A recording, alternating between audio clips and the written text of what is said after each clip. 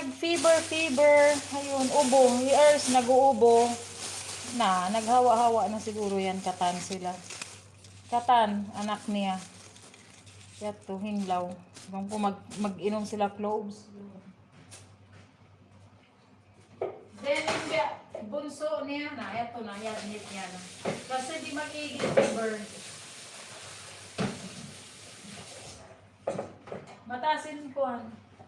Matasin fever niya. Mag-abot 40.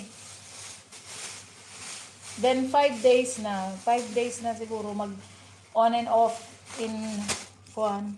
On and off in fever. So, ayun na. Miyuka na yung earth. Diyan niya na matupa. Then, i-admit niya na siguro yun. O, naka-admit na pala.